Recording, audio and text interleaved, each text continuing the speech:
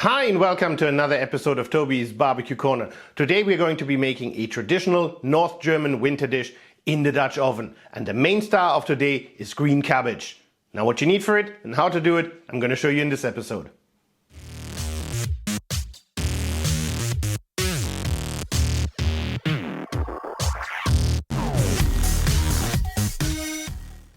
And this is what we need for today, and look at this mountain of green kale, and I love fresh green kale. I think it's absolutely fantastic. Now, of course, you can buy it frozen as well. It works exactly the same way in our dish, but I just love the sight of fresh green kale, and it's really a traditional recipe in the north of Germany all the way to the border of Denmark. Now, what else do we need? We need some bacon, which we're going to cut up into little strips. You need Kassler, and Kassler is slightly cured and smoked pork. Then you need Mettenden. Mettenden is a sausage made of raw pork and bacon. You need Pinkel, and Pinkel in German, Pinkel, it means basically like weeing, going to the toilet to pee. Now don't worry about it, it's not as gross as it sounds. It's basically, it's kind of like slightly smoked raw pork, and when that heats up, the fat starts to bubble and boil, and when you poke the sausage, it just squirts out the juice, and that's what we're going to do later on as well. So that's where the weeing, the Pinkel part comes from. What else do we need? We need a vegetable onion, we need a couple of potatoes, we need some pepper, we need some vegetable broth, you need some oatmeal, as well as mustard later on to bind it all together. And we're going to be cooking this in my Dutch oven, as I said. Now I don't know which size yet, whether it's going to be the size 6 or the size 9, because this is a mountain of kale. But something already, you can't actually eat all of the kale. So this here, you know, the thicker parts, you would want to cut that out. So this will shrink down considerably. Right, here we go. So what do you do with this mountain of kale? What do we do with it? Anyways, we start off one by one. So you take one of those kales, you turn it kind of like with the bottom side up. Take a sharp knife, and basically you start cutting along the stem and take off all the kale, right? Just like that. Because as I said, you can't eat the stem, but make sure you get all this lovely kale. Then we throw this away. We'll check out if we have too much of the stem accidentally left on it. And then we just take the kale, bunch it up, and cut it into small little chunks. And that's what we're going to do now for the foreseeable future. Right, a good 40 minutes later, I just had to check the clock to be really sure, we're done. All the cutting is done when it comes to the kale, so we still have some other stuff to prepare, but this is how much kale we have, and now we're going to wash it.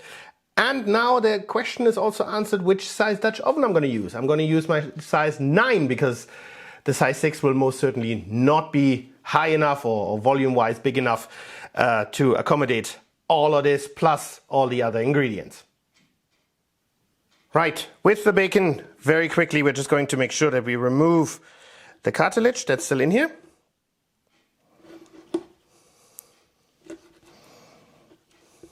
And then we're going to cut it into small little chunks, just like that.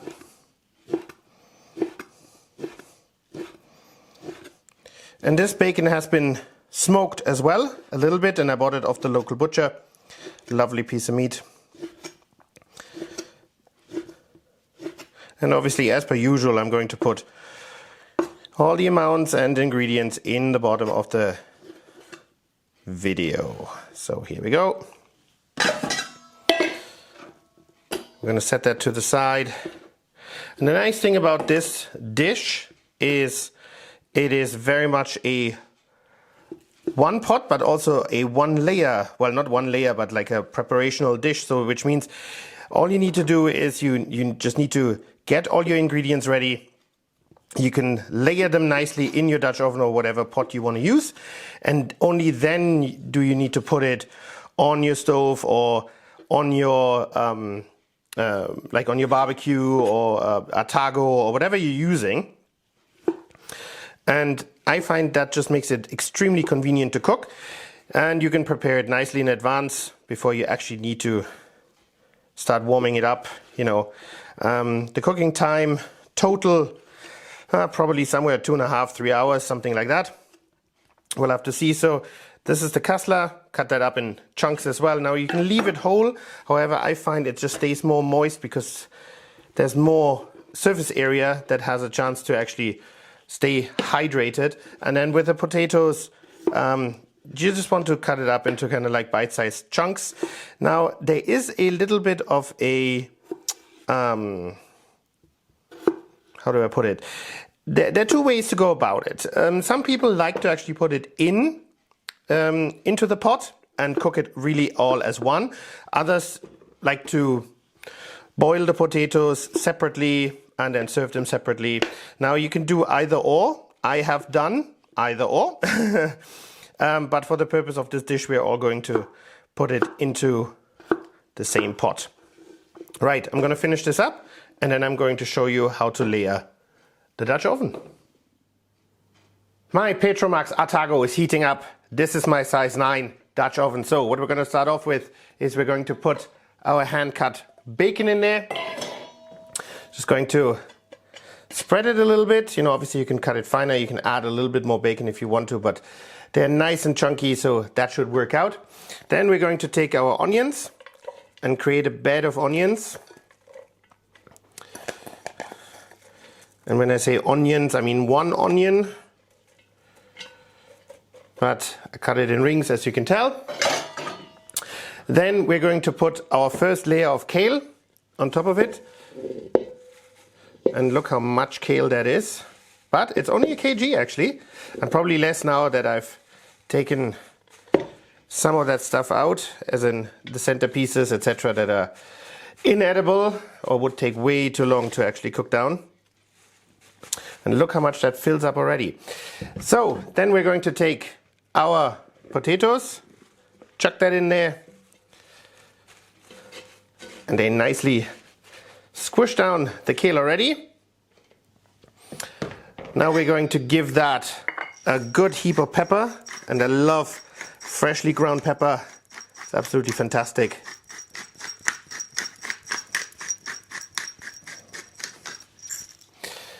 Then we're going to take half of the Kassler that we had, put that in here. Whoops, one ran away. Squish that down as well. And obviously we need as much space as we can get. And then the second layer of kale.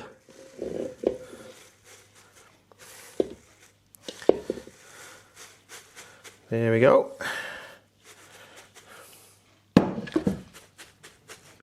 Then we're going to add in the remainder of our Kassler.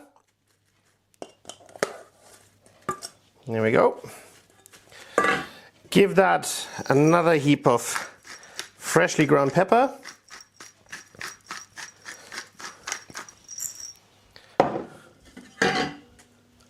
Don't forget the Kassler. Add in a little bit more kale, and I realized that even my size 9 Dutch oven is not big enough for all this kale,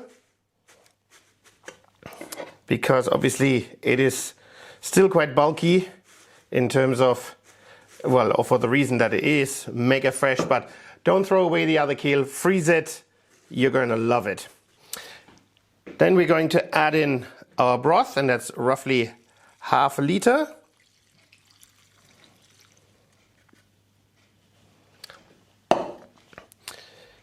And in the end, we're just going to position the sausages inside as well.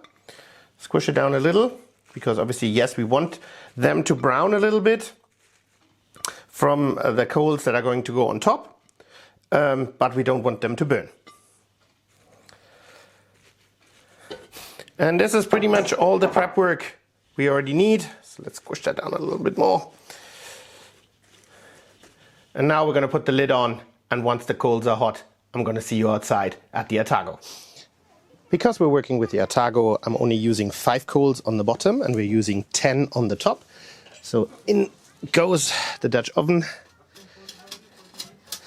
And it's going to be there for a total of 2.5 hours. So on with the other coals. But we're going to check after an hour and a half how we're doing in terms of temperature, as well as, you know, liquid, etc., to turn the sausages. So just to do basically a little bit of maintenance, so to speak, on our Dutch oven. And just in case you hear kids screaming in the background, we live right next to a playground, and well, that's the way it is. So I'll see you in a second. For me, roughly an hour and a half. An hour in. And I decided to go for an hour instead of an hour and a half, just to be on the safe side. I'm going to lift the lid and look how nice and hot these coals are. Just make sure that nothing falls inside, because we don't want any charcoal in our food. All right, let's go.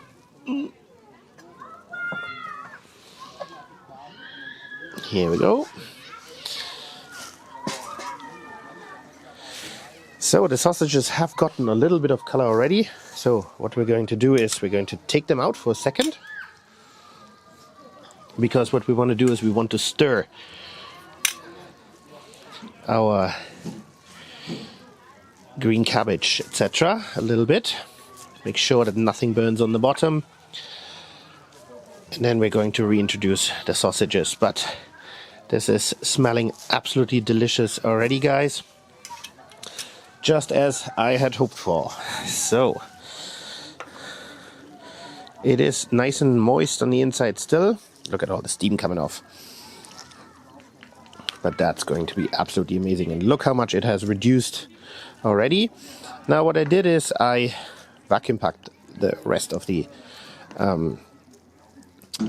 green cabbage that was left over. It was about 250, 260 grams. So we had most of the red cabbage in here from the kg that we had originally. Right. So, but what we're going to do is we're going to flip the sausages around, because obviously we want to have a little bit of browning from all sides. And actually what I will do, simply because I can, I'm going to introduce a little bit more of the green cabbage in the pot, and that will cook as well.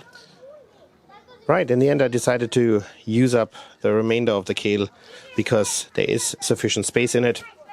Now we're going to close the lid for another hour, and then we're going to check it again and check how much liquid we have left over.